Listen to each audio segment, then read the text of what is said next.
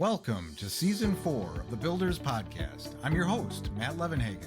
This season, we're exploring the human behind the builders, the stories, experiences, and defining moments that shape the people who build great businesses. Builders helping builders. Enjoy the show.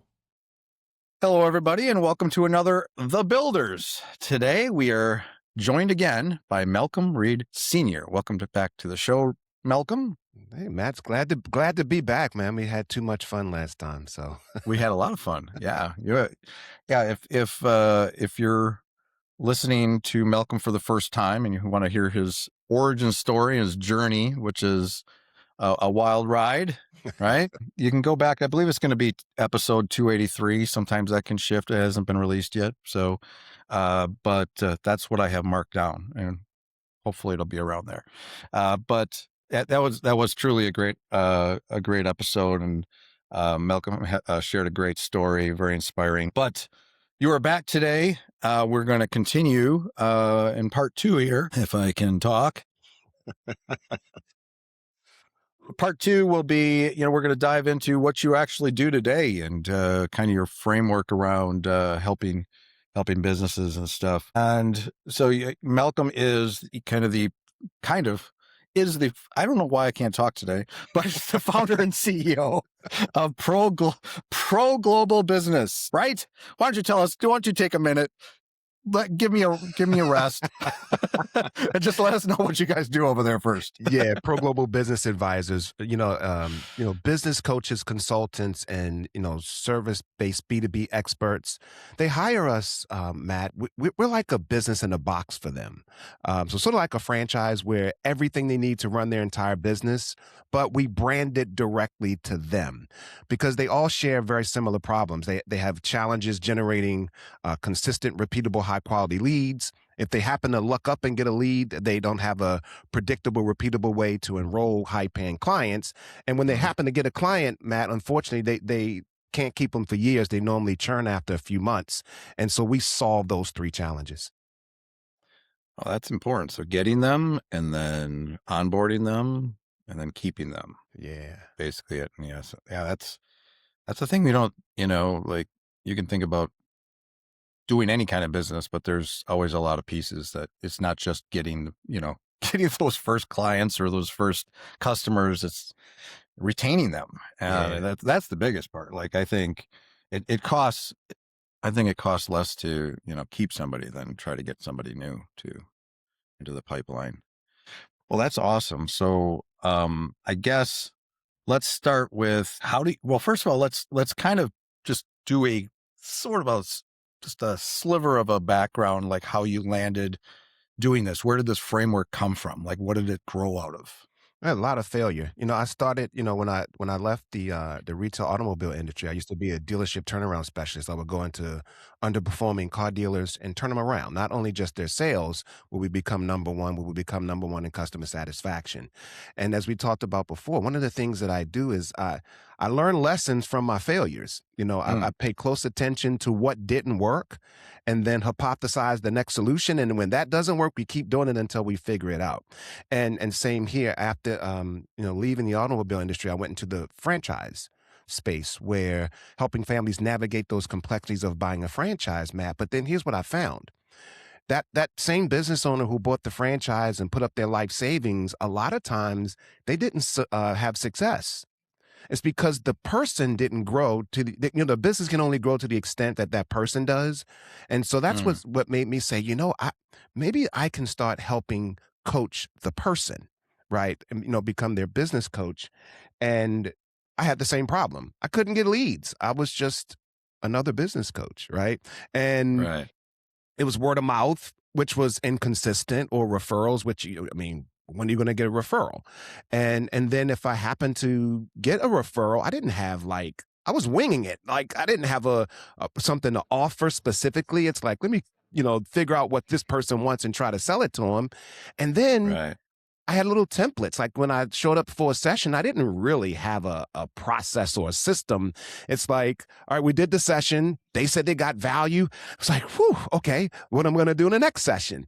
And that's how most business coaches operate, believe it or not, or most consultants. And so I'm like, there has to be a better way, because I didn't really have a business. That's not a business.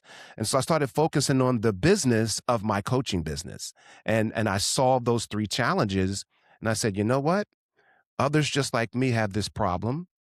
I also saw, Matt, a lot of families, the small business owners, getting taken advantage of.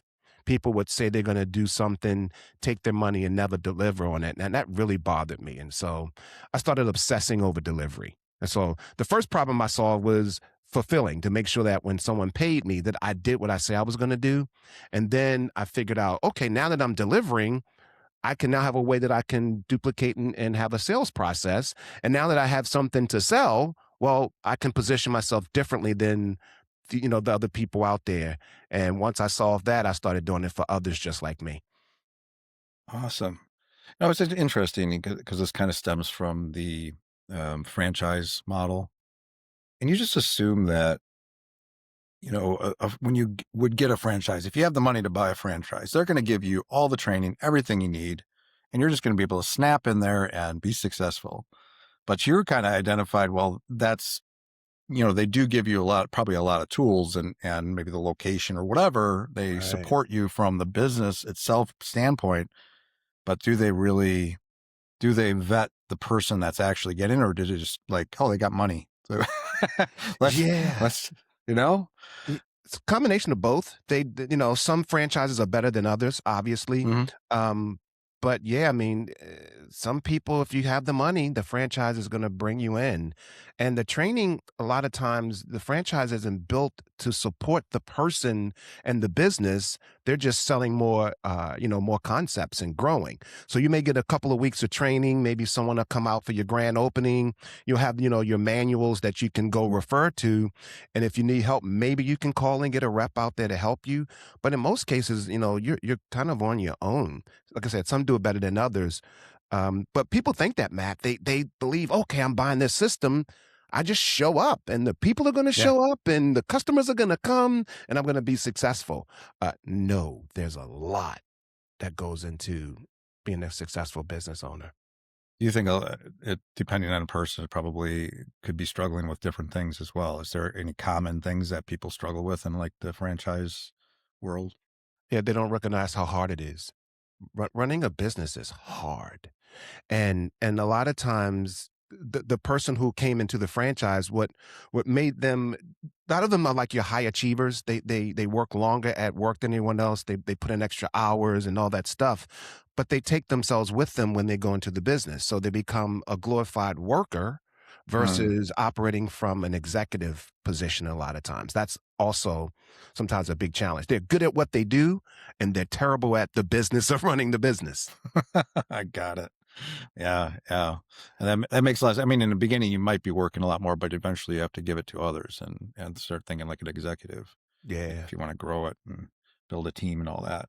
Interesting. So from there, so you learned, you kind of witnessed that, and you started this framework. So what do you like? How do you start to help somebody that um, is, I guess, like first, who are you helping? Like what you gravitated to people that were basically, which I find is also interesting. I think back at things that I've done, like back in the 2000s, I did internet marketing, Hmm. and I started out as affiliate marketer, pay-per-click guy, uh, Google AdWords back in the day. Yeah. And I figured out how to make money with that. And then somebody encouraged me I kept talking about my successes, and somebody encouraged me to write a little short report and sell that. And that turned into an ebook, that turned Yeah. into a back end membership, that turned into coaching. And I realized I was actually teaching people the things that I was doing and how I solved them. You're kind Right. of doing the same thing. And that's kind of Yes. I think that happens a lot. I mean, that's kind of a route. It is. I mean, because now, we have a story to tell. We failed, right? And so when that person comes along behind us, we understand how they feel. We understand the Hmm. challenges that they're facing, right? And so you can guide them to, and help them make decisions that's going to save them time and save them money because you've already been there and done it, right? And so Yeah. that's the part I love about it. First of all, I love teaching, and I love, helping someone accomplish something that they've never accomplished before, right? And fear is real. And that's what stops most people is they don't know what to do and they have a fear of it not working. Some of them have fears of success, but when you can help guide them through that, you understand their limiting beliefs. I call it head trash, the head trash that they're spewing without judgment. Um, it's helpful. It's helpful for people. Well, the challenge is though is like, and I'll use that as my story as that example again. Like I did figure it out myself, but then I realized if I'm going to teach others, I have to turn that into some kind of framework that's replicable. Yes. And so for me, it was like that. The reason why I think the initial report was just this is what I do, and this is kind of how I. And then, but as time went on, people would ask questions. I'll be like, yeah, actually, how do I do that? What is my thought process and getting that down and what are the steps from point A to point B? And it's probably the same for you, I would imagine. It was what was the spark realizing that you had to kind of develop more of a framework if you were going to help others? Well, I mean, is a process really a process if you can't duplicate it, right? Mhm. That's kind of the Yeah. way that I looked at it. And you know, again, understanding what I did myself, it's like, okay, this thing works. I mean, if I'm going to repeat this and scale this, I need to document it, right? And Yeah. then when you start tracking your metrics, right? You're looking at your numbers, you're looking at what got you there, and then you see other people struggling with the same thing. It's like, hey, let me package this and position this thing. And then what I also found, Matt, is when you solve one problem, it creates another one. Hmm. So we saw the lead generation problem, but now we have a problem of sales, right? Okay, now you generating leads, and now you solve the sales problem. Now the next problem becomes delivery. Well, okay, I have sales, I have marketing, I have sales, I'm fulfilling. Well, what about my margins and profitability, and my numbers, and my success metrics? So all these things, and then I need technology, and I need systems, right? So that's what I did. Is like as I solved one thing, I found out there was another thing, and I said, you know what? Let me just package all of it. And people today, as you know, we want things done yesterday. People Yeah. don't want, they just want the result. And so why not just have the whole business in a box, still give the business owner the freedom of it being branded to them, and we just power everything, teach them, support them, and do it that way. And it's been, they love it. So did you, and that's good that they love it. That's Yeah. actually great. That's good. Better than the opposite. Yeah, that part. No, do you, so one of the challenges I had was you create this framework, you create this system, this process Mhm. to get consistent results. But there has to be buy-in from that person that's going to actually be getting into your program or how you teach your coaching or whatever, your Yeah. advising. And what I found is that, like you just said, some people just want it to like now, and they want to they're not willing to put in the work. They want the easy button.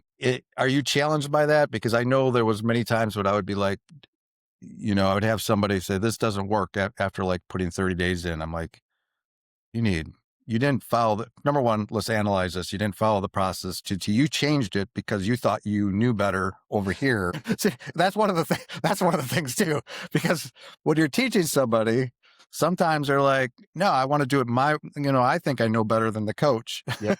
Do you run into that stuff?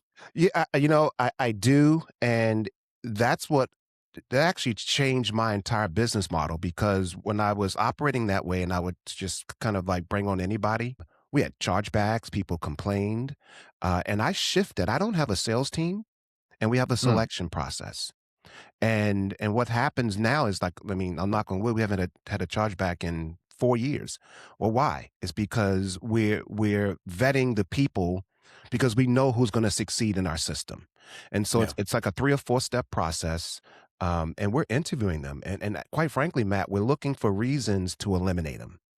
Hmm. Because you start to see that the type of people who do well with us, number one, they're decisive.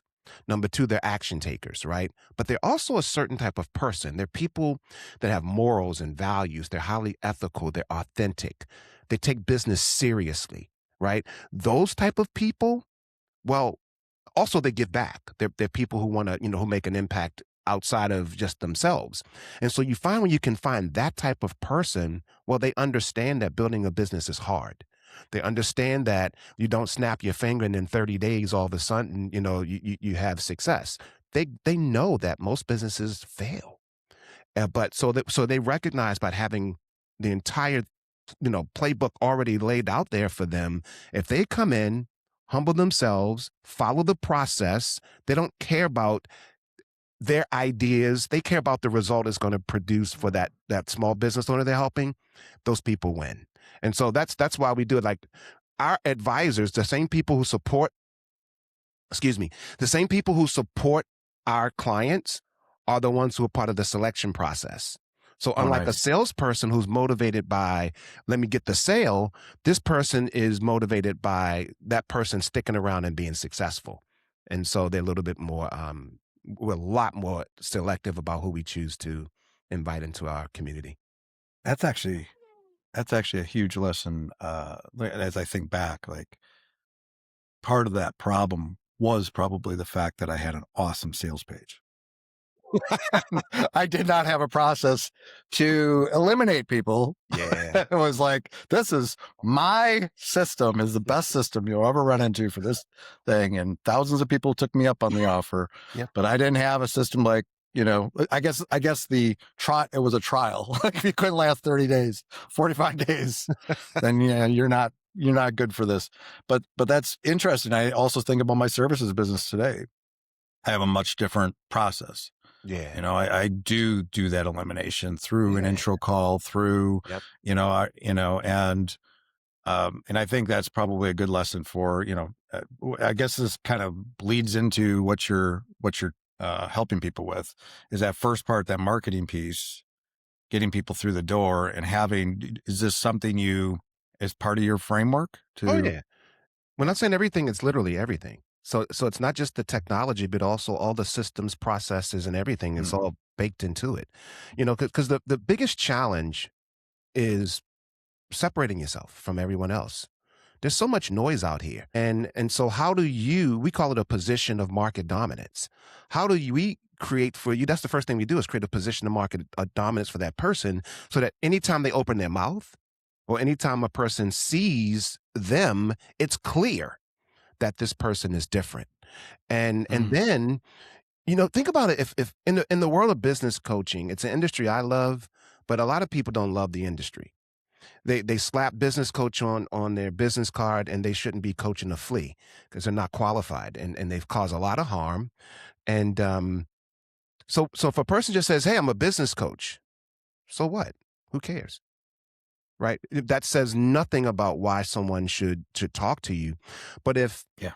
you can show an ROI attached to working with someone long before you ever ask them to do business, and you're positioned in a way where that person wants to talk to you, you're someone they already look up to as an authority, you don't have a challenge ever having meaningful conversations and getting leads. And that's the first thing we do. And then once they do that, let me give you an example. You okay with that? You know, Absolutely. I'm all so about, so I wrote a book which outlined we use 22 strategies that work on 7 key areas of any business. And that will find hidden revenue in that business without them having to spend money on increase marketing spend or ad spend or hire employees, anything like that. And so the framework is called the pathway to profit. And so what I've done is, so imagine if someone comes in as a published author, nothing speaks credibility to a small business owner more than me being a published author of a business book that outlines my strategies. So, Matt, if I was to reach out to you and say, "Hey, Matt, I'd love to interview you as an industry representative for the next edition of my book. The book's about these strategies that I use to find, hidden revenue for small business owners. And I just want to be able to prove that these strategies will work no matter what the economic conditions are. I'm going to ask you some questions about it. I want your honest opinion from an industry perspective. I'm going to document it for my book, and that's it." Would you be opposed to that, Matt?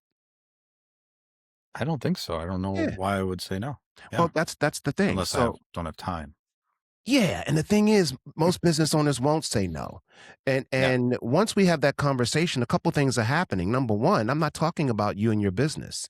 So there's no exposure. You won't get exposed for what you're doing right or wrong. I'm getting your opinion as an expert in your industry. And so it's a compliment for you. And but as I'm exposing my strategies to you, that business owner is saying, whoa, I could use that. And wow, that's pretty simple. Why am I not using this for myself? Right. So now we have a safe environment where we're having a business conversation. It's not a sales call and it's of value to you. And so as the advisor on my end, I've just created value. I've reassured to this person that I know exactly what I'm talking about because the strategies clearly lay it out. And then from there, as a thank you, when that interview is over, I'm going to give them access to my proprietary platform that my seven-figure client or six-figure clients pay me for, but as a compliment for me getting that information from him that helps me coach his competition, right? And I'm going to show them hidden revenue, multiple six figures in a lot of cases, and give them a roadmap so they can get it. And a lot of times what happens, Matt, is that person says, "Hey, well, can you help me?" And we may have a conversation if they're the right fit for us around what that may look like. And that leads to, five and six figure engagements, but no pressure, no anything, but just showing them value. And so that's an example of one way that our advisors may go about engaging a business owner. So you're going about selling. You're not hard selling somebody. You're not pitching them. You're No. going in. You're finding. You're creating an environment where you can help somebody, Yep. and while you're helping somebody, you're kind of establishing your own expertise and your authority and around what you do, and you're doing some really cool things, and that person starts to connect with you, and maybe both, on a maybe a personal and a business level. Who knows what Yeah. happens out of that? And then you build a relationship, and then you talk about, are you a good fit for what we're doing? And that just naturally just comes out of that. It's That's a just great way to sell. it's a natural progression. Yeah. Because again, we started off by giving. Hmm. Yeah. It's a good use of their time. And you see $176,000 of recurring revenue sitting in front of your face, and you don't have to go run ads and do all this crazy stuff. And it's like, I can get that money. And I'm like, yeah, would you like my help getting it? And you're like, sure. And we have a conversation of what that looks like. That's not a difficult thing to do. And so that's just giving you one example of the, multiple ways that our advisors are going about having business conversations with small business owners without friction. Yeah. And then, so what's the split? Like, what's the marketing piece? How do they get in those situations to be able to sell? It's just Oh, business creating owners some kind of offer and putting it Oh, out there. business owners are everywhere. I mean, Yeah. just I could walk into a restaurant and tell the owner, "Hey, man, your food was great," and say, "Hey, by the way, I'm a published author. I wrote a book that covers, that shows any small business restaurants how to find multiple six figures of hidden revenue without increasing marketing spend, and I'd love to interview you." The I love restaurant that. owner says, "Sure." And we set up the interview and we interview him. And the next thing you know, the restaurant owner is saying, "Hey, dude, can you help me?" There is so ideas are spinning in my head. I mean, there's just so many. Like, that's one example. You could literally, anybody, like you said, business people are everywhere. You could be in a networking event. You could be talking Oh, to yeah, almost anybody and offering them this. But I think about it even like not even like I'm going to have a book, or you could be like, I write a blog, and exactly. I write, I would love to interview you for a blog piece Exactly. this is what we do. This is one of our things. Yes. Or I have a podcast. Exactly. And this is what we talk Wow. about, and I love Yeah. to get your industry insights. And it's Yeah. a compliment. People love to give their opinion and share their expertise, and it builds trust. And if there's something that, listen, people hate being sold, as you know, Matt, right? But Yep. people love to buy. They love solving their problems. And if they meet a person that seems to be, someone that's upstanding, and they have something that is of value to them, we just naturally lean in. It's like, hey, so that's what you do? I need that. And so you eliminate the yuckiness out of doing some of selling, and by having just conversations with people.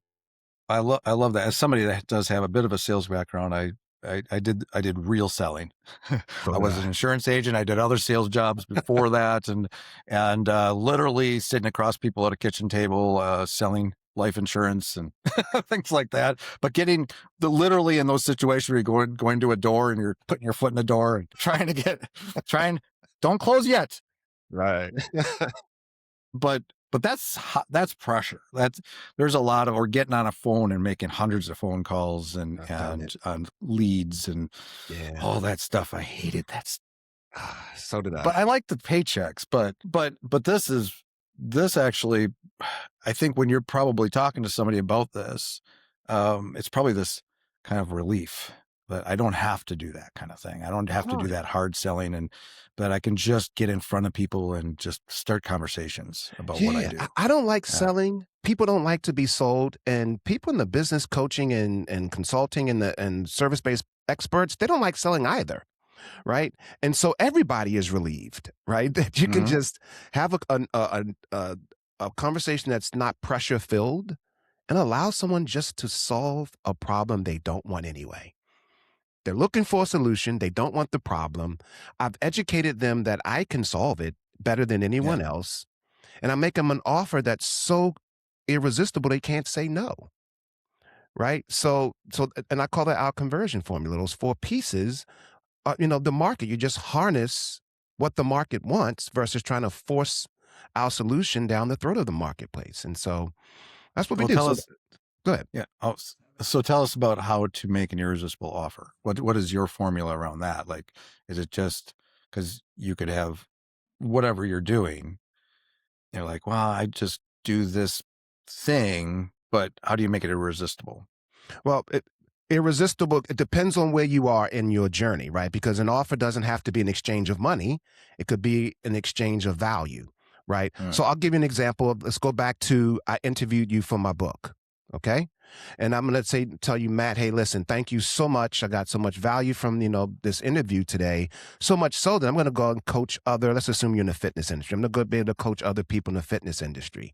And so in exchange for that, what I'm going to do is get you access to my proprietary platform that only my $100,000 a year clients get access to. And the reason I'm doing that, Matt, is instead, we were talking about the industry, but here I'm going to give you a roadmap so that those same strategies that we talked about, you can get that money into your own bank account. And you may have to adjust your calendar, Matt, to get access to this. We're going to spend 90 minutes together. You're cool if I do that for you. Now, what makes that irresistible? Number one, when we were in the interview, we talked about the industry. Matt saw all kinds of opportunity that was simple. He understood it and it's like, wow, why am I not doing that? Number two, I told him I'm going to take this information he gave me and coach his competition. And he's saying, wait a minute, why aren't you trying to coach me? Well, Yeah. that's the exchange. Hey, you gave me value for my book.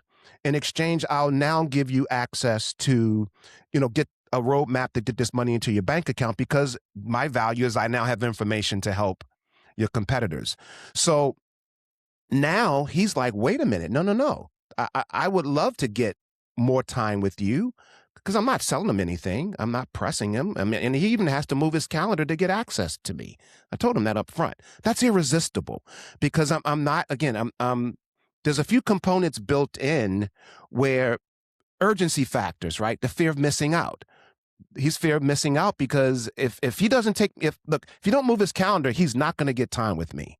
All right. Greed Mhm. factor. That's another urgency factor. Greed. Hey, there's some six figures of money hidden here that I might can get my hands on. I want that. Right.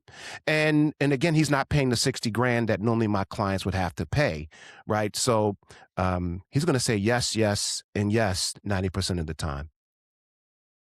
Yeah, so urgency is a big thing. If you've done anything on the internet for decades and you've been to you've been on anybody's list that sells stuff, especially internet marketers out there that I know, it's all about urgency. It's like you got to have this, you got to get this now. If you don't do this now, you're going to lose out. Yeah. Or if you don't do this thing, you're not going to become part of this much greater thing. Yeah. And yeah, urgency is important. Or even timers. If timers Yeah, work, and also the yeah. indifference. It's like I'm indifferent. If he wants to get Mm. the access to that, great. If he doesn't, that's fine too. What Right. does that show? Like if you're indifferent, like you don't, It's does it show you that you are doing just fine with or without him? And yeah. I mean, like, wait a minute, if he's doing good, other people must be involved, and yeah. wheels It's start because I'm spinning. not attempting to sell you. Yeah. We're expecting. Look, people are smart. right? They know that your discovery call is just it's masked as a sales call. So you got two people who are uncomfortable because both know that it's a sales call, but no one's calling it Mm, out, right? So people expect you at the end of something to say, "Hey, and here comes the pitch." I'm yeah. not going to pitch. I mean, I'm just if the You're person, almost you're almost like creating like seeds of like curiosity. Like I want yeah, to know more about what this guy's doing. Or yeah. I mean, I'm an yeah, author. I've yeah, interviewed you, so I've proven to you through our conversation that I know what I'm talking about. And then at the end, I'm telling you how much I value you, and how much this has been and exactly the value I'm going to get. I can now coach fitness owners or coach manufacturers or whatever they are because of your help. Now, if you want, I will give you some more value in exchange for that. But if not, it's cool too. hmm, I love it. I'm Irresistible. a laid back person. I like to just let things unfold. Hmm. But Exactly. I feel like this fits into even my type of business, web design development. When I'm on a call with a new prospect, and the first thing I do is just sit back and just listen. What their problem is, even if it's somebody that does need so they're coming to me for a service. Right. It's about not hard selling that person. It's like, Yeah. well, let's see if we're a good fit. That's the first goal. Exactly. And from a pricing perspective, from what we offer, and but just letting it unfold and not I mean, it's harder for people that are just getting started because you're so eager because you want to make money. Yes, you have to make money. So to hold that back and just be chill is probably, you get nervous. Like, I want to close this sale, but you got to be willing to lose a sale too. That's where pricing comes in. I mean, would you do you what do you talk about on in terms of pricing?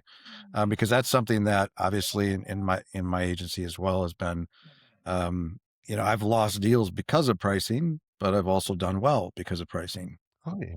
Yeah, I mean, I don't believe that you should discount. It's the Mm, biggest killer of margins is discounting. As soon as you discount, you're telling people that your product or service isn't worth what you're offering.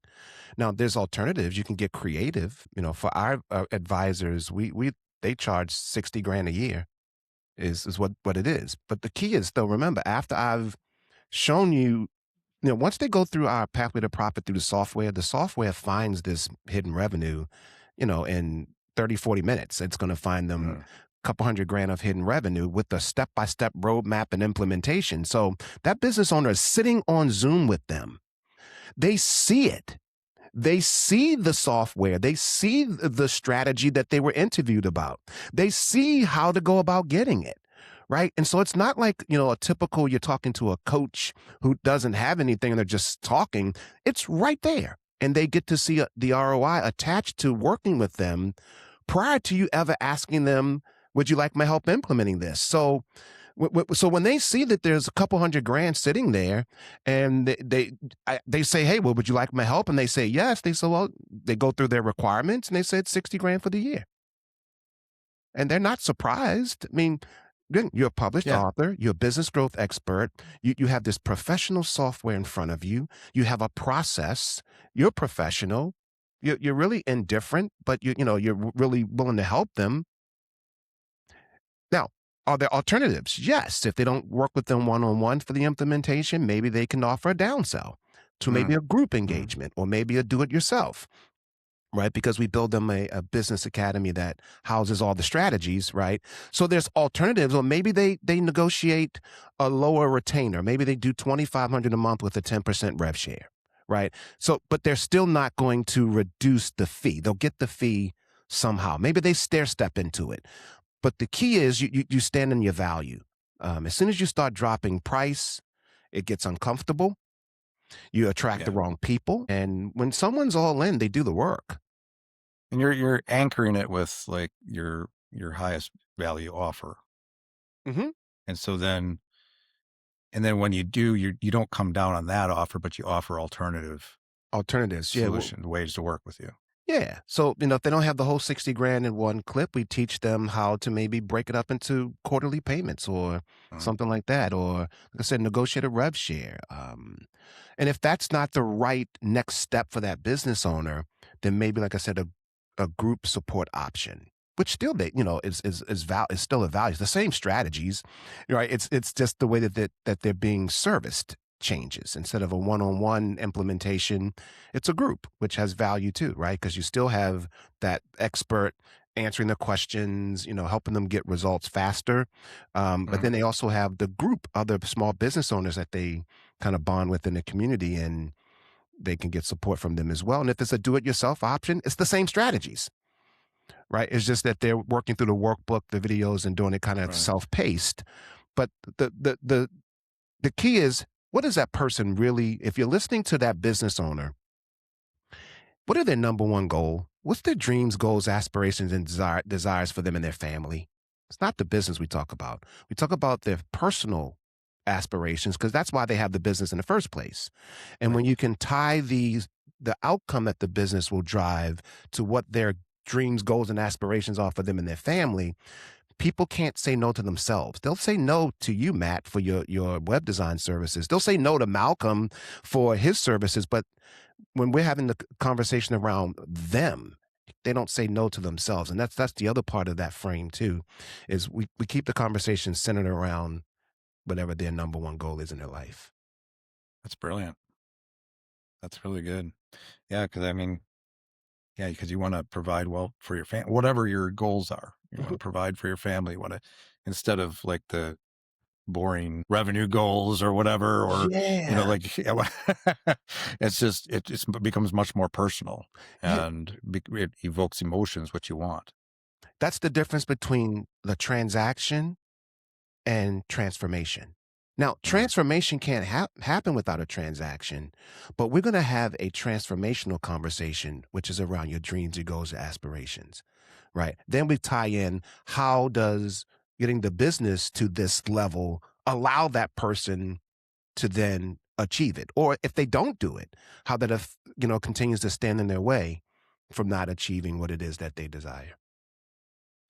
And then once you have somebody in your, they've gone through your kind of funnel, and they're now into your programs. Mhm. I mean, there's this lifetime value kind of aspect to it, like retaining that person, and bringing, maybe you help that person get to the next level where they can afford to, buy into a bigger program or whatever. You always have something on the back end to continue to work with that person, or some kind, I would assume that Yeah, well, that's you what I'm. should. Like with our clients, a lot of them, they're the businesses that hired them are sticking with them for years Mhm, because they're driving results. Remember, we give them our software does 90% of the coaching. mhm. It's 90% of the work. So, like the a coach in our system they don't have to know all 22 strategies because our software knows the strategies. It gives them a step by step implementation in the software. So if they just click the button, they send it to the business owner does the step. When they meet, the coach is just making sure that they did what they were supposed to do, help Oh, nice. ask Yeah. questions around it. So because we know they work, it puts the coach in a position because they're delivering, the business owners don't leave, right? Mm, And so they just, I'm telling you, 5 or 6 clients, you think about it, if you're getting 25 to 60 grand a year per client, you don't need a whole lot of clients in order right. to have a successful, coaching business. And so that's what we're seeing with our coaches. They start offering alternative ways, like they'll start leveraging a group because you can scale the group, right? You can only do a certain number of one-on-ones, and they start offering the do-it-yourself programs that gives them that passive recurring income. So they don't have to do the traditional, let me sell you this, and then let me upsell you later on to a bigger program, because what they're offering is working. And so they now have that consistent, predictable, repeatable revenue. Gotcha, gotcha. Yeah. Yeah, it just made me think of, there's this one example. This is 15, gosh, been around a while. It was actually more like 18 years ago, something like that. Back into 2000 sometime. I knew a gentleman I had been selling ebooks and back-ending memberships. And in fact, he was a member of one of my memberships, and he ended up creating an ebook, and based on how he was figuring out how to make money at the time. Hmm. And turns out the ebook did very, very well. better than what I was doing. Like he just, he like leveraged everything and just, yeah, he was selling thousands out of the gate. But I remember I got a message from him he's like, he sold the ebook. He had this promotion, he got all the urgency in there, all this stuff, we talk about internet marketing. And, and then he's like, in a month or two later, he's like, okay, my sales are drying up. What do I do now? Mhm. Like, I'm like, you do what I did. You have a back end membership. I don't think he even got that far. He wasn't thinking about memberships and everything. And Yeah. to this day, he still runs a membership. And that was a long time ago. He did it longer than I did. I cashed out, but but Smart. that was a big lesson for me. It was like, I remember I had multiple lessons. The first report I created, I never captured the email, the list. Mm. And then I did that, and then I figured out how to back end stuff. But I think it's the same way probably in the advisory kind of world and coaching. It's finding ways to, you have that initial offer, but you want to, number one, have an offer that will continue and have a recurring situation for you, or find ways to, because now that person's in your pipeline, they trust you, and especially if you're making them money and it's actually having results. Yeah, Yeah, so we that's do. good. We teach them to Yeah. do 12 to 24-month contracts. When you know you're Mhm. going to deliver, you don't have to do a 90-day program and then now have to Yeah. turn around and sell another 90-day program or upsell to a one-on-one 6-month program, right? It's recurring 12 to 24-month agreements is what we teach. And the way that our model is it's our coaches that are in our community, their success is our success. So like Mhm. they'll pay us a one-time fee up front to build all this stuff out, and then they pay us a monthly licensing fee to license our platform. Now here's the thing. It runs their whole business. So if they're successful, they'll never leave. Now, that motivates us to make sure they are successful because if they're not, they cancel. And so our success and our model is tied to their success. And I Nice. like that, right? I like that in a couple of ways because even for us is leveraged revenue, right? We fulfill, we get paid over and over and over and over again, and that exponentially grows, and it keeps us sharp and keeps us growing because we have to be forward thinking, right? We have to stay in front of all the curves and be on the forefront of technology because these are very smart people in our community. These people that are out here growing small businesses keeps us sharp, man. It keeps us on our toes, and so keeps us healthy. They're healthy, and then we teach them to duplicate what we do, right? So that's really all it is. It's the same systems we use. They use the exact systems, but their name To is help their stamped on it, Yeah. right? But they're growing small businesses. Their businesses, their clients don't. They stick with them. Right? Think about it. Why would a business owner leave if they're growing year over year over year and the ROI is there? There would be no reason to Right. leave, Yeah. right? So very similar. That's interesting. That's an interesting model. And like you've mentioned a few times, you're not, their brand is theirs. Yeah. They're building their own, but they're basically, you're licensing it to them to use this out of the box system and Yeah. software. But this is still their deal. I mean, It's Bob's yeah, coaching, but yeah, Bob becomes a certified profit advisor. Because Bob's a certified profit advisor, that means that Bob has earned the credentials that he or she knows how to grow a small business. And they have the software, the system, the support, the community to back it up. And so to a business owner, it's impressive. They're an author, they're a business growth expert, they have the software, they have a system, it's accountability, right? And so they're highly and appropriately compensated. oh, you got the community there too. They have the community. Yeah. Yeah. I mean, that's something we all look for. It's hard. Like you said in the beginning, business is hard. Yes, it is. And being out there on your own, trying to figure it out, Oof. nobody to talk to. That's why I love podcasting, because I get to, riff with people that also have been there, done that in all kinds of ways. Yeah. So if somebody they want to like kind of learn more about your system, this whole thing, this whole out of the box thing, what do you call it? Oh, it's Profit Advisor. It's Profit advisor. Yeah, that's Yeah. the platform, and it's called Profit Advisor. And for those who are pro global business advisor clients, they are the only ones who have the privilege of using the software, the platform, the methodology. Mm. And they become also, they earn the right to get the prestigious label of a certified profit advisor.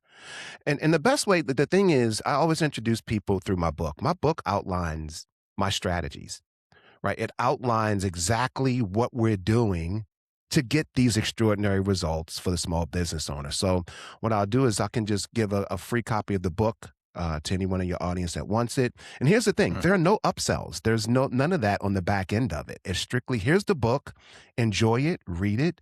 If it's of value, they can reach out with someone to have a conversation and we'll go from there. So if you're okay with, I'll give you the Yeah. web address and they can just download the book and enjoy it. Yeah. We'll It's put that in the show notes too.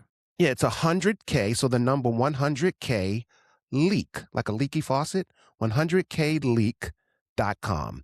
And the book is called Massive Action. And it just lays out these 22 no and low cost strategies that if you simply implement them, you can get that hidden money into your bank account. And who's it written for? What's the audience? It's written for any small business owner and any business owner, right? So it's really for anyone, whether they're a startup up into a multi-billion-dollar enterprise. There is hidden revenue with simple, I mean, Matt, really simple strategies that most people just overlook. I think I'm going to take advantage of this offer if you don't mind. You should. And and do you hang out anywhere on the World Wide Web? If somebody wanted to like get in touch with you or follow your content, or do you have content? Oh yeah, do you yeah. like post on LinkedIn or whatever? Yeah, I'm on LinkedIn. It's Malcolm Reid Sr. You can find me on LinkedIn.